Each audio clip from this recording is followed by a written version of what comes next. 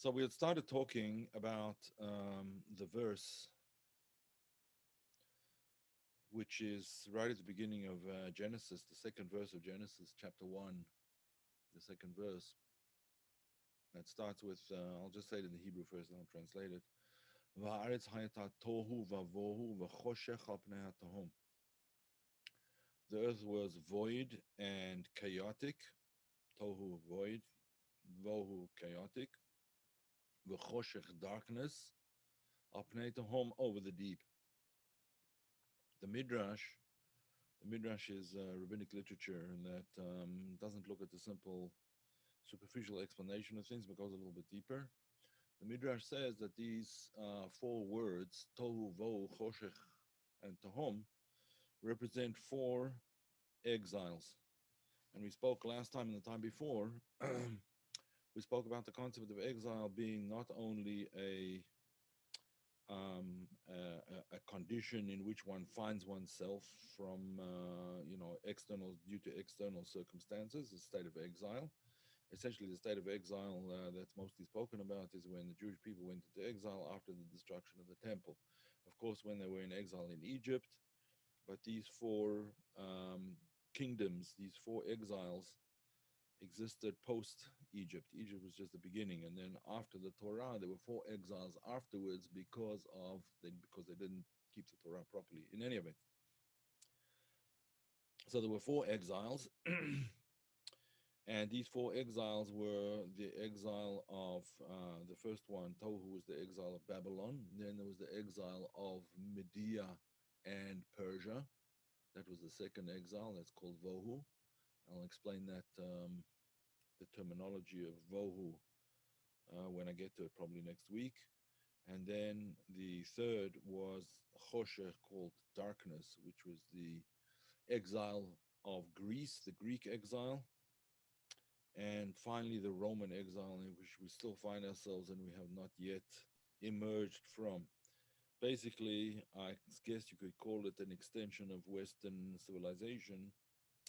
And that's the fourth exile. Now, as we mentioned before, these exiles are not only external conditions due to political power and so on and so forth, and military power, maybe economic power, but they are conditions that result because of what's going on inside. In other words, we're not going to be looking at the politics or the history very much, or any of these other conditions. What we're going to be looking at is the internal exile that leads to the external exile, because nothing can happen externally until it first happens internally, which is a principle that the Baal Shem Tov emphasizes quite extensively. There's a principle that we have to know. The way things are inside is usually the way they are manifested outside, unless that law, that system, that axiom is overridden by the Almighty, and that can happen. But generally, it's not like that. Generally, it is that the internal state causes the external reality. So we are going to talk, therefore, about the first exile, the exile in Babylon, and what that means internally, what that internal exile is, what it's all about. I explained last week that the exile of the Babylonian exile, I'm just going to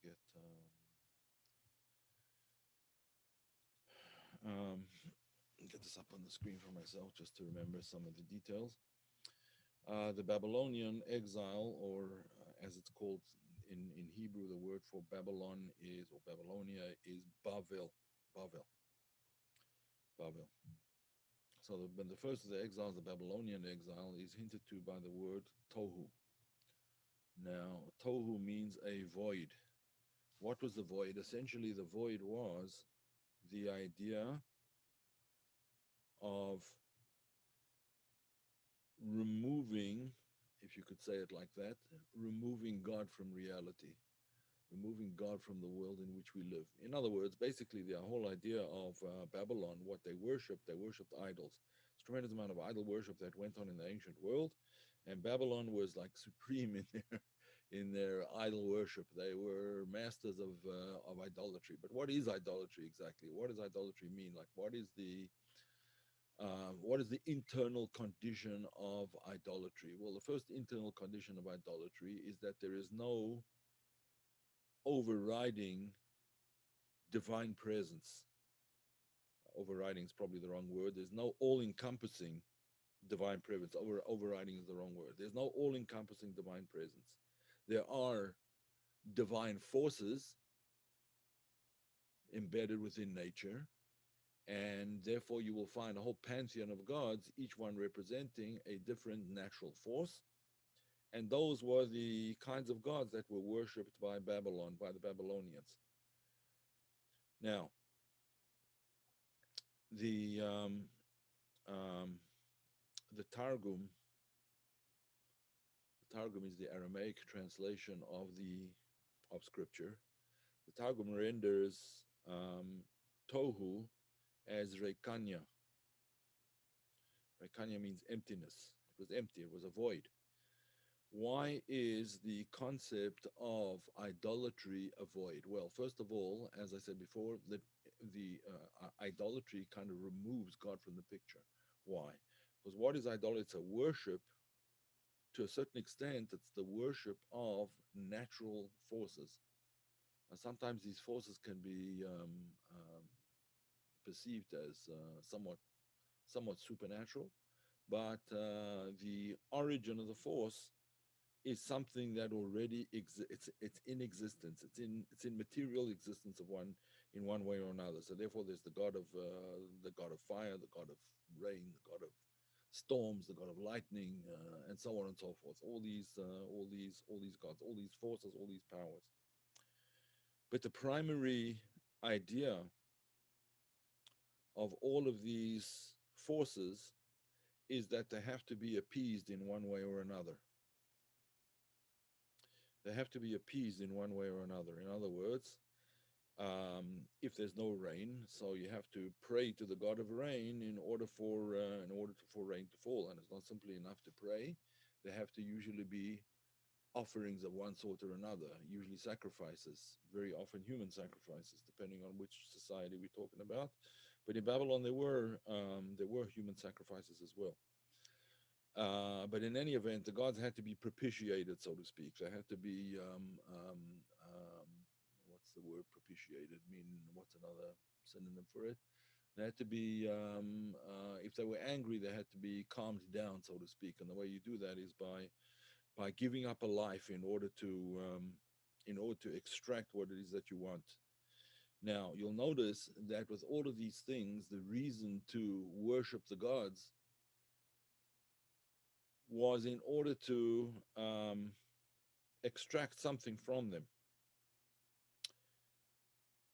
So, in other words, there were certain methods that were initiated or invented in order to control certain forces of nature. And that is essentially what Babylon was all about. It was controlling natural forces, it was controlling nature in order to extract from it what I need. Now, the what I need part of it was an extremely important part of this whole picture. What I need from the gods. In other words, it's true that later on in the time of the after the Torah was given in the time of the Israelites, it's true that we also offered sacrifices and so on and so forth. But the whole concept of korban, which is the Hebrew word for sacrifice, was not to sort of propitiate the gods or extract something that we wanted from one of the gods or whatever. The whole object of sacrifice in the Hebrew mindset, in the Jewish mindset, in the Torah mindset, was the idea of coming close, of bringing ourselves closer, to look at the concept of life life in this world as being something very transient and ephemeral. It doesn't last for very long. It's passing. It passes on very quickly. And the offering up of a life, the life of an animal, whenever the life of a human being, human sacrifice is absolutely forbidden, and it's absolutely anathema. It's completely rejected by Torah law. Human sacrifice is absolutely unacceptable. And you may ask the question, what about Isaac? Wasn't that a human sacrifice? Well, and Isaac was not actually ever sacrificed. God tells him, take Isaac and raise him up, for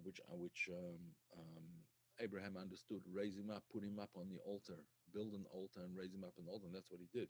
And he bound Isaac so that he shouldn't be a sacrifice that has some kind of, in the sacrificial process, if the animal moves, it could invalidate the sacrifice, because the slaughter of that animal has to be absolutely clean, without any jagged edges, so to speak.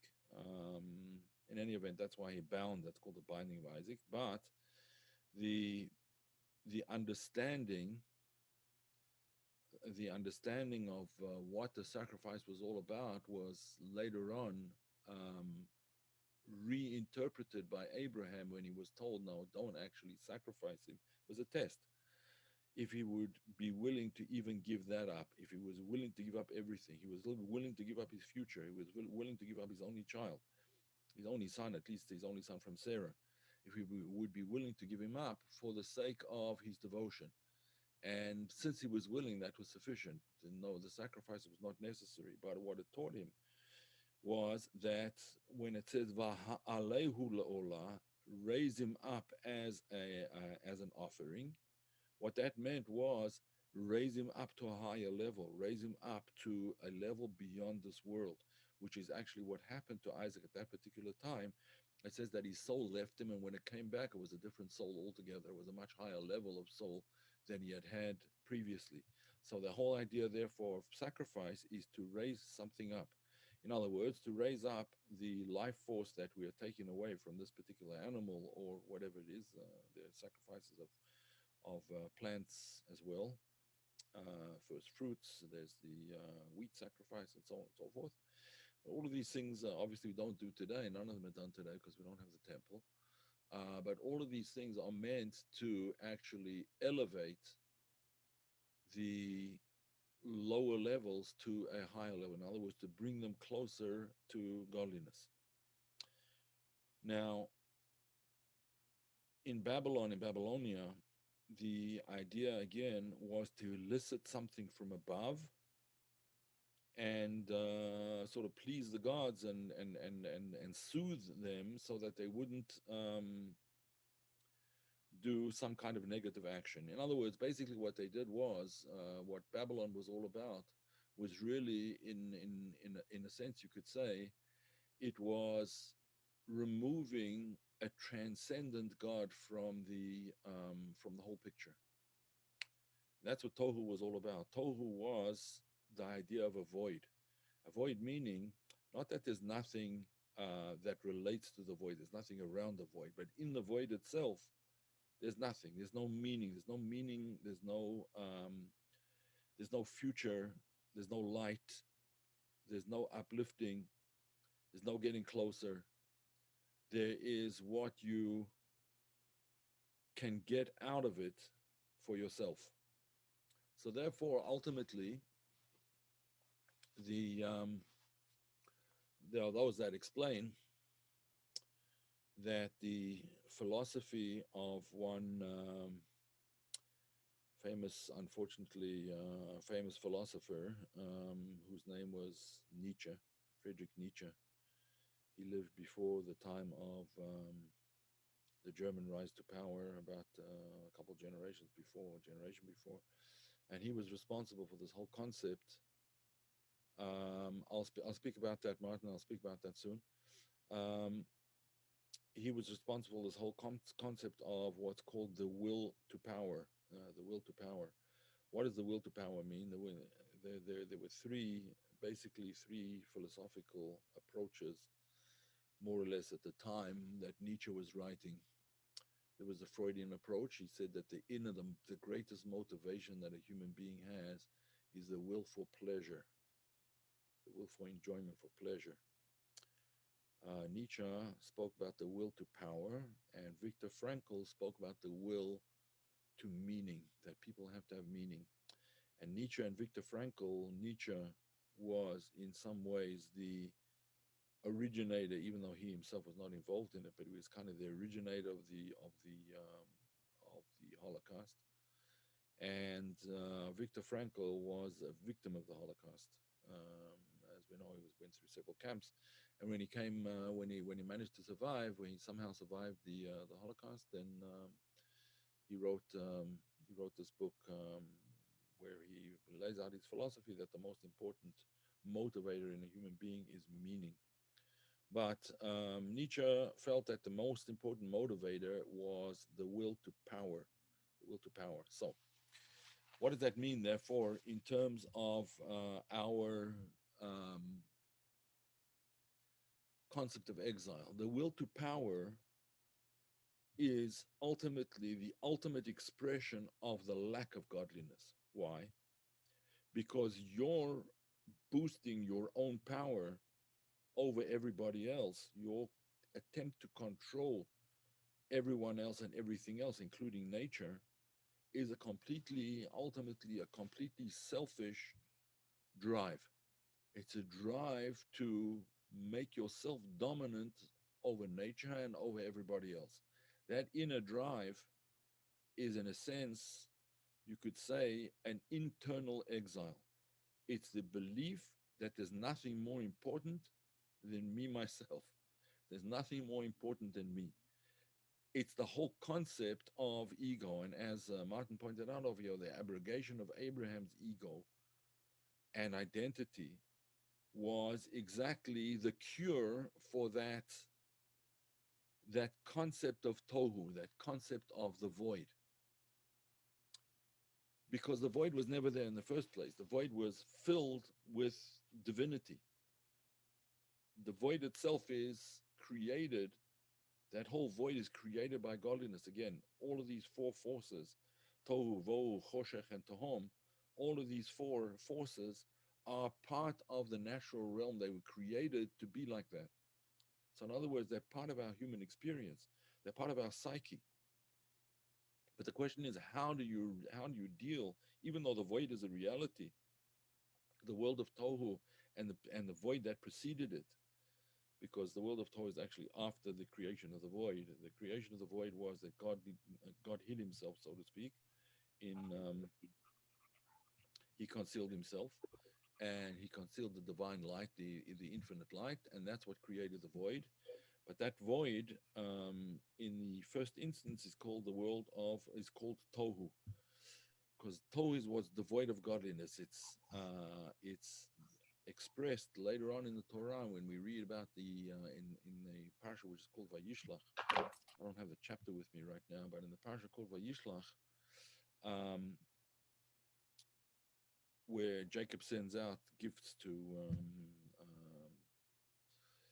his brother to try to restore the relationship, whatever. Anyway, that parsha deals with the world of tohu. So it talks about the kings of that emerged from Jacob's brother Esau.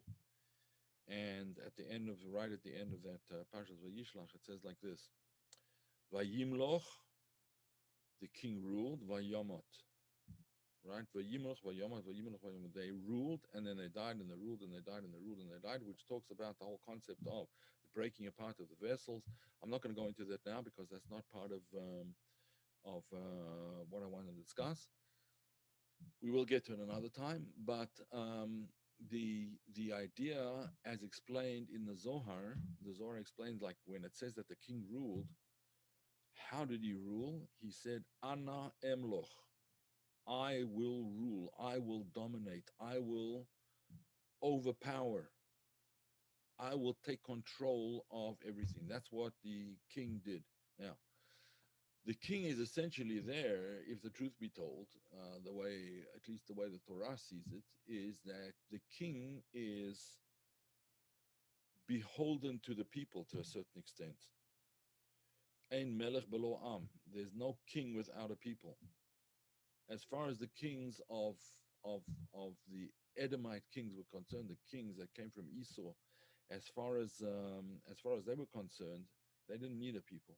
The people were kind of just a chattel, something that they owned, something that was useful to them because they could extract from them taxes and and tributes and work and whatever else it is that they needed. So although we're talking now about the kings of Edom, I just wanted to point it out because the king of Edom is Rome. That's the fourth exile. But I wanted to point it out because of the nature of kingship. The nature of kingship, as it was understood by the Babylonians, was that the king was the god. I will rule. Ana emloch. I am the king. The opposite completely of what we always try to say for ourselves, which is um, Avinu Malkeinu. The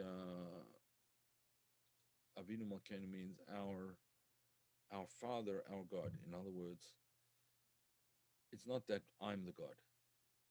The opposite of godliness is essentially I.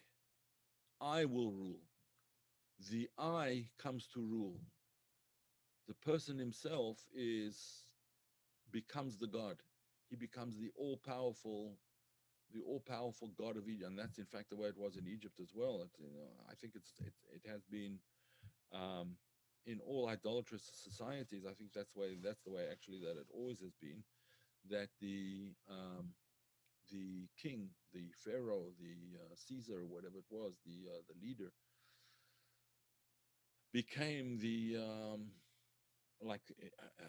manifestation of, he was the all-powerful leader, and therefore he's the manifestation of God in this world. He became God in this world. And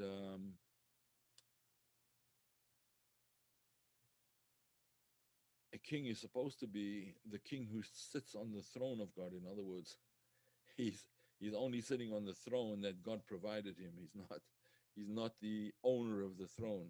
He's not the God. Obviously, he's sitting on as a representative of God on earth, in the sense that to make sure that his commandments will be kept and so on and so forth, but not to rule over other people. So this whole concept of the will to power that Nietzsche spoke about fits very well with this idea of the Babylonian exile. The Babylonian exile is, again, that inner, it starts with the inner exile of believing that I am the divinity. I am all I am God. There's no other God that's necessary. And unfortunately, I think in today's society, it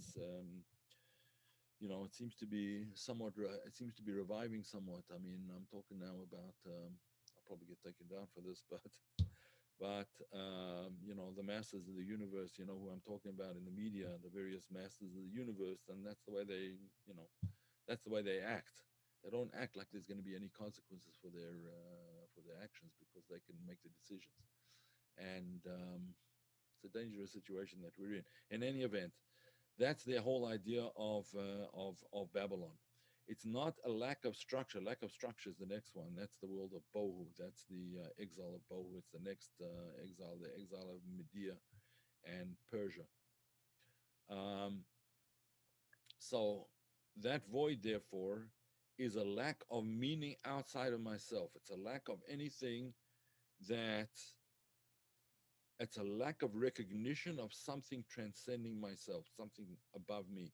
In other words, the godliness above me. It's a complete lack of recognition of that. An all-powerful king will start to believe that he's the be-all and end-all of the whole universe was created for him. And in fact, that was part of the Babylonian belief system, that the universe was entirely created, the entire world, maybe not the universe, but the entire world was created for the sake of the monarch. And that attitude, therefore, is a very deep and therefore very meaningless exile. The internal exile is an exile where one has no connection with anything higher than oneself. So people start to worship themselves in such a situation, and that's the tragedy. Um, yeah, here, Carla, and Paula, right? Someone actually pointed me out to a movie which I started watching, and it was like pretty horrifying. I don't have my phone with me, and I forget what it's called now. I didn't finish watching it, but it's actually a documentary. Various people who worked for these organizations, for Facebook and Twitter and Google and so on, and they had tremendous ethical concerns and expressed their ethical concerns and were just completely brushed off and ignored.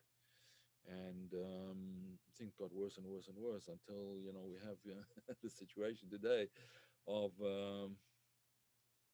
that we have. So it's a very interesting movie that presents some of their ideas and like what was bothering them. If anyone is interested, I could certainly send it out by email and tell you how to get it. Um, it's a Netflix movie. If anyone is a Netflix subscriber, you can get it on Netflix. But there's other ways of getting it too, which I will let you know if you. Yeah. I don't know if that's this if it's Torah. It's telling what the opposite of Torah is, which is also studying Torah. You're right from that point of view. But in any event, that's what it is. It's this will to control. I mean, you would think that the empires are big enough. Let's talk about the social media empires because they are, without getting into politics, but just as an example of what an empire is. Like, what's the necessity to conquer every other medium, so that Facebook has to buy WhatsApp and Google has to buy another 100 companies or 1,000 companies, however many they own, because of competition and so on, and they become like real hegemonies. What's the word? Empires. I mean, they became empires, and these are emperors, the people who head these corporations, the emperors, and they're not necessarily they didn't start out as evil people, but I think that they're kind of heading in that direction. It seems to me. And again, I think that fits in very well with this whole concept of the will to power. When there's a will to power, there's a void. Nothing else matters. Nobody matters and nothing matters. What all that matters is my imposing my will on everybody else. And it's a very dangerous situation from the point of view of Western democracy. I mean, democracy is not the be all and end all of life, but it certainly has a beneficial impact on majority of the world, and there's certain wisdom in crowds. They can also be the opposite. They can really, really show well. Yeah, I forgot to mention Amazon. Yes. Um, there's a certain wisdom in crowds, but the crowds can do the opposite as well. When the crowd becomes a crowd without a mind, then things can get very dangerous. Yeah, Solomon and David were kings. That's right, but they were kings for the people. They weren't kings. They weren't kings who dominated the people in the sense that they were using the people for their own benefit. A king is only a king. In the Jewish tradition, a king is also subject to overview, oversight by the prophets, and by what's called the Sanhedrin. Sanhedrin is actually a Greek word, but it means the convention of sages. The convention of sages in the time of the in the time of the temple, you had the 71 elders, or 71 elders who were they weren't just elders in age, but they were very wise men, and they checked the power, they reined in the power of the king, so that he wouldn't do, and the king was, the good kings all consulted they either consulted the prophet or they consulted the Sanhedrin. Usually, usually they consulted the prophet. For instance, Prophet Nathan was consulted by David, and there were others as well, Samuel, um, and so on. In any event, the idea, therefore, of Babylon and the inner exile is that completely egomaniacal. How do you say it? An egomaniac, the egomaniac that we all have within us, to one extent or another, and the tikkun of that is selflessness as far as possible. Now, what does selflessness mean? Selflessness doesn't mean that you have to be a pancake, or worse, a mud cake or something like that. That you have to completely grovel and be totally useless and and spineless and so on. On the contrary, someone who has things to offer in the world has to use his spine to make sure that they're, that he can offer them. He shouldn't just be what's called in Hebrew a shmata, a rag, right? Not in Hebrew, in Yiddish, a rag. He shouldn't be a rag. He's not. A person's not a rag. A person is meant to benefit the rest of society around him with those gifts that he's been given. Every individual person, every person has something that the rest of the world doesn't have. That nobody else in the world. Everybody's unique, just as everybody has a unique DNA, even though it's all human DNA. But the sequencing in every individual is actually different. There are some parts of it that are different in one way or another, different mix, different this, different that. In any event, every person, as far as this is concerned, has a divine mission of one sort or another. Some have a larger mission, some have a smaller mission. The mission of Michelangelo was certainly not the mission of, I don't know, whoever the emperor was of Italy at that time. He had his thing, and someone else had theirs. Nevertheless, we don't even remember who the emperor was at that time, but we do remember Michelangelo, because his mission, his painting, his beauty, his eye for art, for painting, for sculpture, and so on and so forth, was something that lasted forever. And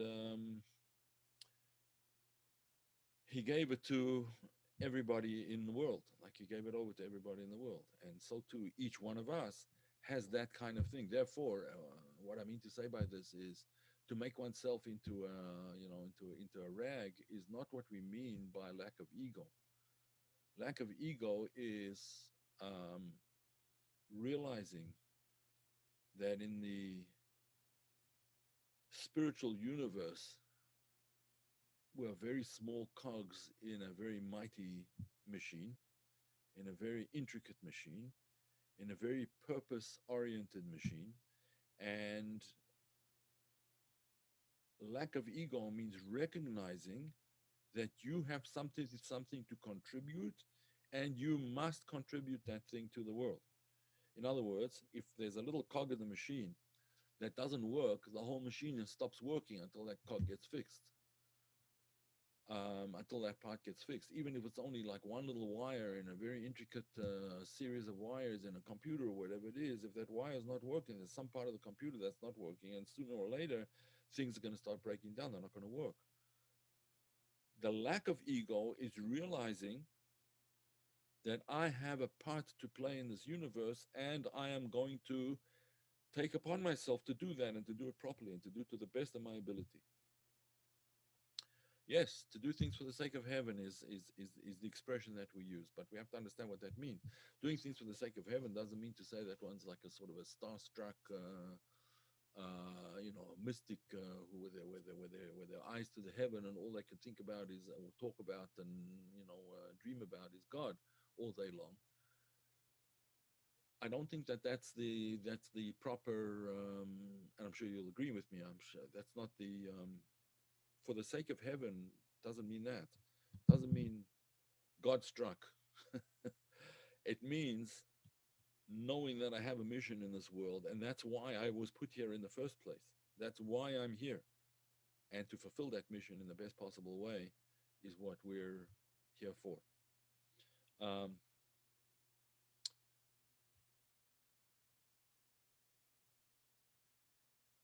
that is, in my opinion, a lack of ego, because you realize that there's a much vaster machine that is beyond yourself. You're just one small part of it. And I think that realization gives a person the ability to work together. In fact, the truth is that without godliness in the world, you don't have any ethics. You don't have any morals. You don't have any. Why should there be morals then? I mean, that was Nietzsche as well. Um, what works for me is the moral system that Nietzsche sort of advocated or instituted or spoke about. Um, if it works for me, I can use it. It doesn't matter. There's no meaning beyond that. There's no moral system beyond that. There's no moral compass. So there's no God in the universe. There's no compass. If there's no overall or overarching purpose, which we all have to fulfill together, no one man isn't a machine to himself, so to speak. We're all part of a much, of a very large machine. And machine is probably the wrong word, but part of a very large consciousness. Then we have to modify our interactions with the rest of the machine, the rest of the consciousnesses, the rest of people around in the world, so that we can all live together in harmony as far as possible, in all with the same mission. I mean, that's essentially what we're talking about. And maybe the mission is to be God's struck, to reveal something to others that we need to be, or not need to be. Maybe, I don't know. Maybe there's some prophets and people like that who are sort of these God struck people. But um, I think that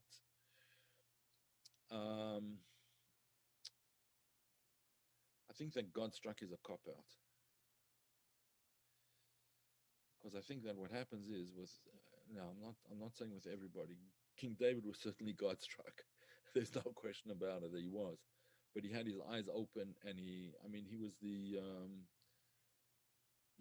the shepherd for his flock. He was an incredibly caring person. If God struck means that you don't recognize, you don't even know that there's a world around you, then I think that's not what we intend. God struck in the sense of being at one with my divine mission in this world, then that kind of God struck, yeah, that was King David, doing what he needed to do in the world. Nietzsche was only speaking of his own level of consciousness. I think he felt that that's the way it was with everybody, as far as I'm aware. Let me just see if there's other questions, other comments. There's always a percentage of humanity that will never work together. Yeah, that's true. Yeah, sort of the rust in the system or the dust in the system. Yeah, tools forgot to express it. Actually, indeed. Did I miss anything along the way here? Small and tend to think we don't matter, but all they can bring about change. You see, that's the actual. Um, I think that's the thing that we all have to realize, that we do. There's no one here who's useless. Um, there's no one here who shouldn't be here. Unfortunately, there are a lot of people who think about themselves that way. I used to work for, not work, I volunteered for an organization called I'm Alive. I think I mentioned this before. I'm Alive, which is a suicide hotline. They got so many volunteers after a few years that I stopped volunteering for them. They had plenty of people to take care of these things. But you'd be amazed, like how many people just consider themselves absolutely like, spare wheel, not even a spare wheel, a flat tire, spare wheel kind of thing, totally useless to anybody or anything. And it's completely not true, because otherwise you wouldn't be here in the first place. Okay, so it's an incorrect way of looking at things. Okay, let's see here. The fact that speaking unique roles, I'm not oh my God, is why we exist. Yes. At the same time, so-called ego obstructs and hides the possibility of the vision of the Shema prayer. That is, yeah, absolutely. I agree with you 100% there. He thought everyone was like him. Nietzsche. Yeah, I mean, he's a very dark vision of humanity, in my opinion. We're not sure exactly what that role is. Yes, I mean that's the as I think Shakespeare said, "Aye, there's the rub." That's the problem. We're not exactly sure what our role is and what our mission is. But I always advise people: look at your talents. What was it that you were given? What is it? In what way are you in particular unique? Like, what are you? How are you unique? What was the name of that British scientist that just passed away fairly recently? He was a quadriplegic, paraplegic in a wheelchair. Um, just won the Nobel Prize recently for physics. Brilliant, brilliant mind, but completely. I think he had ALS, if I'm not mistaken, but completely like useless, and in quotes, useless physically. Like he couldn't go to the bathroom by himself. He had to have a tube. He couldn't feed himself. He had to be fed. With a brilliant, brilliant mind. Um, was that a useless person? Is there anybody in the universe who's useless? To say that anyone is useless is completely a denial of who's actually the boss. Okay. Um, but you're correct. It's hard to find your role, and your role can change also. In other words, it can unfold in different ways. And what you have to do is, at this particular point in time, where you're holding now, just do your best. And more than that, we're not expected to do, and we're not um, probably not capable of doing more than our very best. Um, that seemed to be cut off over there. When Isaac was bound and raised to be soul and left on a higher level, yeah, a soul entered him. Can you say more about that? Yeah, it's not really the subject right now, but it is the soul of Isaac entered the Garden of Eden and came back, in a sense, in a much higher, came back on a much higher level. He lived the rest of his life, obviously, and he lived to a ripe old age of 130, I think it was. Um, but he lived as a different person. He lived as with a completely different consciousness. In other words, he was attached to a much higher level than most of us are attached to during our lives, and that was where he was at. Construct, yeah. Um, if you want to know more about it, I could point you to a couple of essays. Just send me an email, Kabbalah Decoded at Gmail, and I will.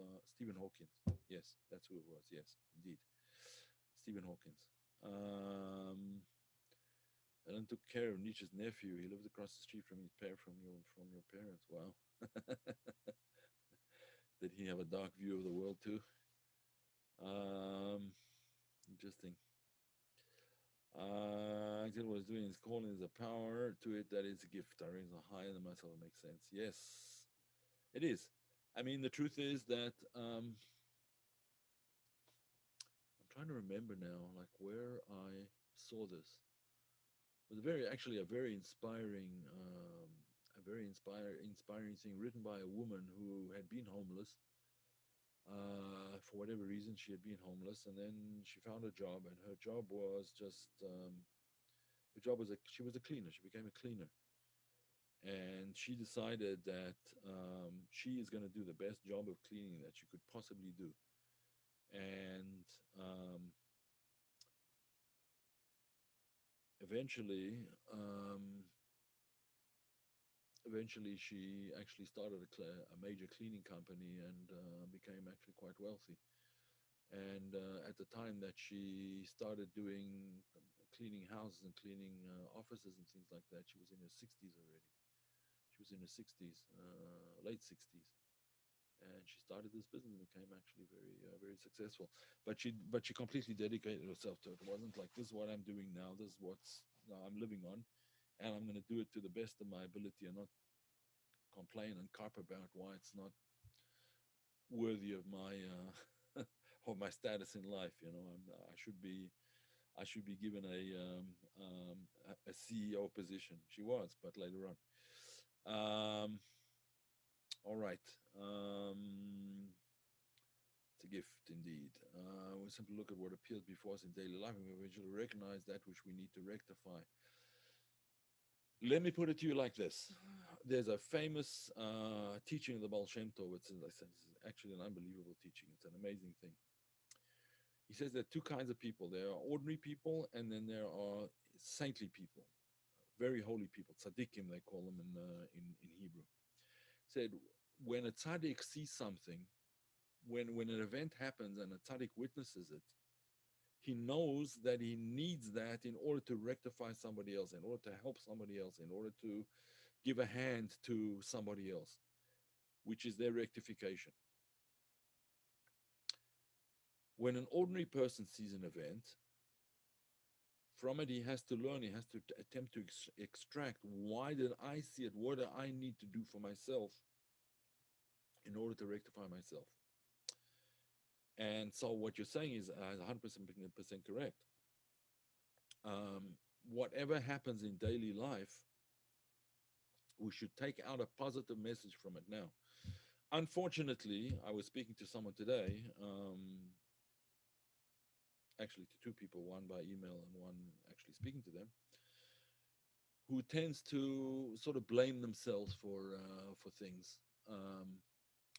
In other words, if an event happens, a negative event happens, then they start, cursing themselves out and really getting down on themselves and considering themselves, wicked sinners. There's that, the other. I don't know how that's going to help anybody or get anybody anywhere. I mean, that whole way of looking at things is so antithetical to the Hasidic way of and the Kabbalistic way of doing things that it's just like it's completely antithetical. It's exactly the opposite of what you should be doing. When a negative event happens, and it could be a person loses their job, someone becomes ill, um, someone passes away. What's the positive thing that I'm going to do?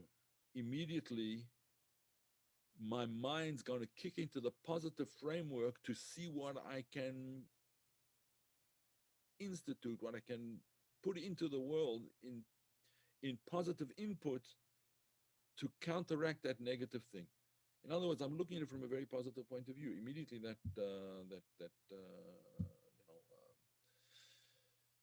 person became ill. So one of the things you can do is you can help charities that help people in such situations that can't help themselves, and so on and so forth. But there's always a way. There's always something to do, something positive. All right, there's lots of questions. Let me get on with the next one. A negative event can be our negative event can be our perception of it. Yes. In other words, what you're saying, Shelley, which is absolutely correct, and the Baal Shem Tov emphasized this very often. Your perception of the event is what makes it either a negative event or a positive event. If what you see in it is what I can do in a positive sense, then it's a positive event, not a negative event. If the negativity is coming down on yourself or coming down on somebody else or looking for someone else to blame, then for sure the perception is a negative perception, and that's going to end up in the wrong place. Absolutely. I agree with that 100%. Let's see now.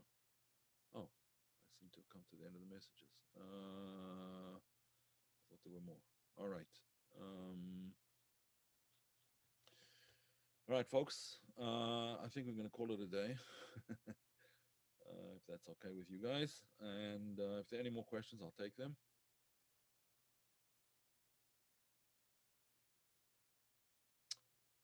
All right. Excellent. And I'm planning on a class next week. Let's just see. During the week, I might have to leave town for a couple of days. I'm not sure that I will, but we will see. I will probably be here. All right. All the best, everybody, and have a great week and positive attitude no matter what happens. No matter what, we can always extract the light out of a dark situation. or introduce light into a dark situation. Very good. Okay, Glenn, nice to see you. Shabbat Shalom to everybody, and Shabbat Shalom for those of you who are not familiar means um, the Sabbath peace. The Sabbath peace be upon you. The peace of the seventh day. Alrighty, all the best then.